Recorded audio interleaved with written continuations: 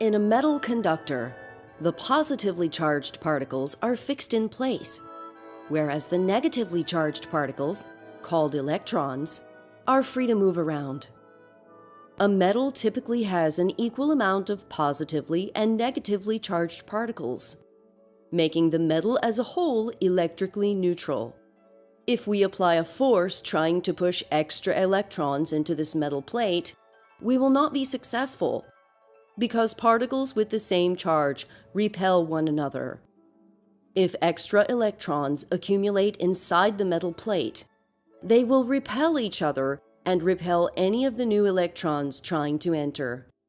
Therefore, even if we apply a force, the metal will remain electrically neutral.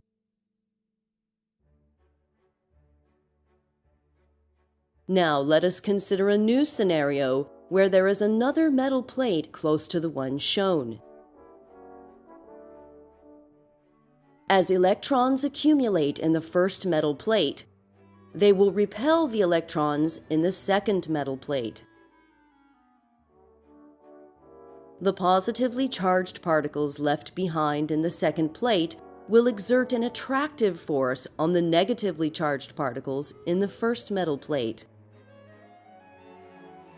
This makes it possible for the first plate to have more negative particles than positive particles.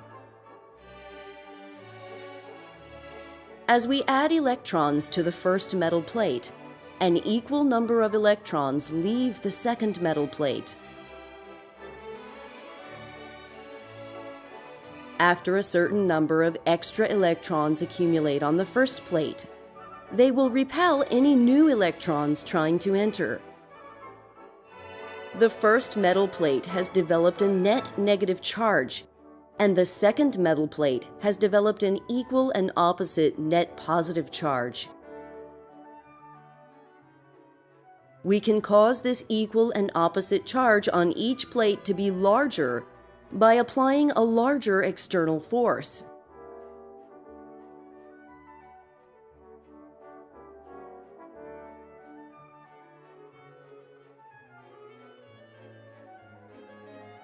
If we remove the external force we are applying, the extra electrons in the first metal plate will continue to repel one another.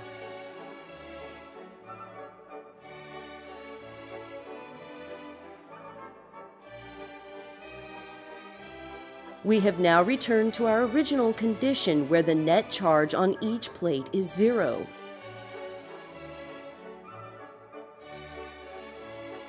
The two metal plates are what we call a capacitor.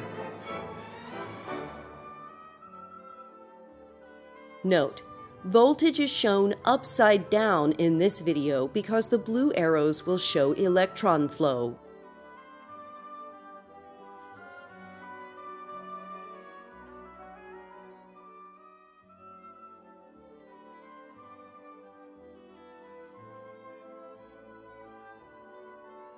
By briefly connecting the capacitor to a battery as shown, the two plates have developed equal and opposite charges. If we then connect the capacitor across the light bulb, all the extra electrons in the negatively charged plate will move to the positively charged plate through the light bulb.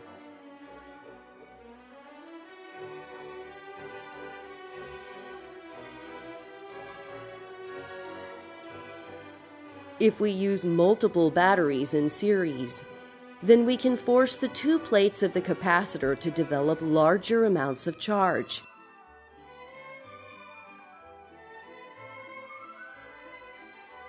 When the capacitor is charged, its voltage will be the sum of the voltages of all the batteries.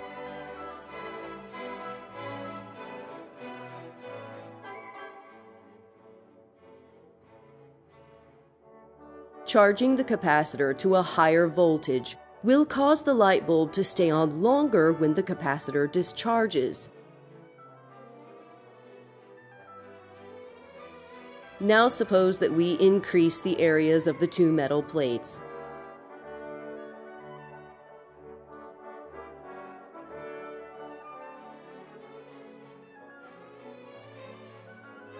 This increased area allows us to push more extra electrons into the first metal plate and remove more electrons from the second metal plate without applying a larger external force.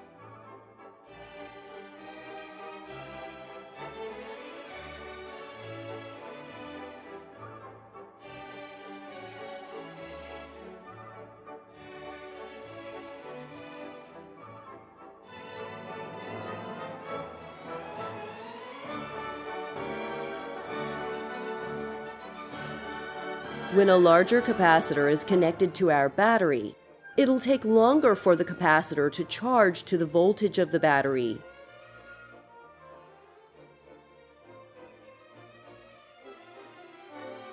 Although the final voltage is still equal to the voltage of the battery, for a larger capacitor, this voltage represents a larger amount of charge on the two metal plates.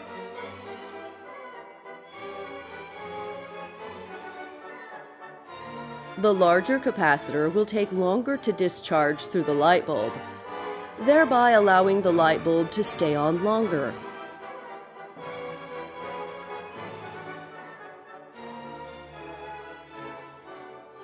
Suppose that we add a special material in between the two plates. This material does not allow any particles to flow through it, but it contains molecules that change their orientation based on the charges of the two plates.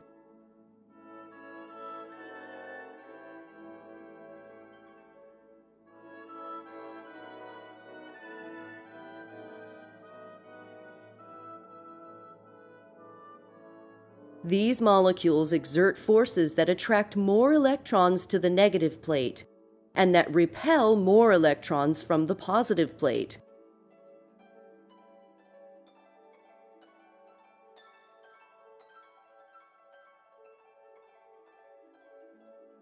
The presence of this material has the exact same effect as does increasing the areas of the two metal plates.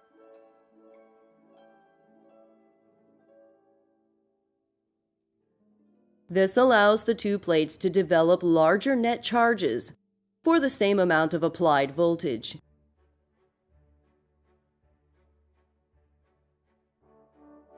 We say that we've increased the capacitance of the capacitor.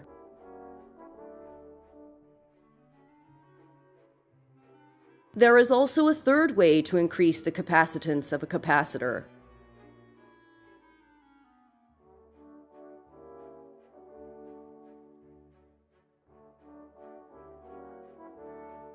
This is by moving the two metal plates closer together.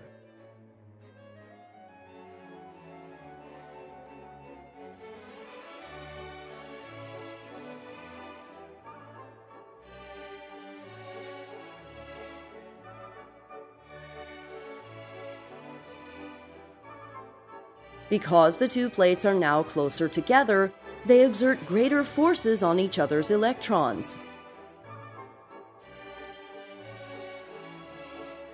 This attracts more electrons to the negative plate and repels more electrons from the positive plate, allowing the two plates to develop larger net charges for the same amount of applied voltage.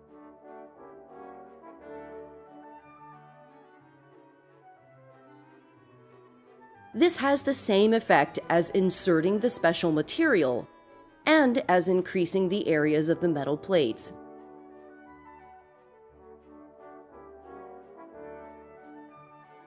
To create the largest capacitance possible, we want to make the areas of the plates as large as possible, insert the special material in between the plates, and move the two plates as close together as possible. The larger the capacitance, the more energy will be stored for the same amount of voltage.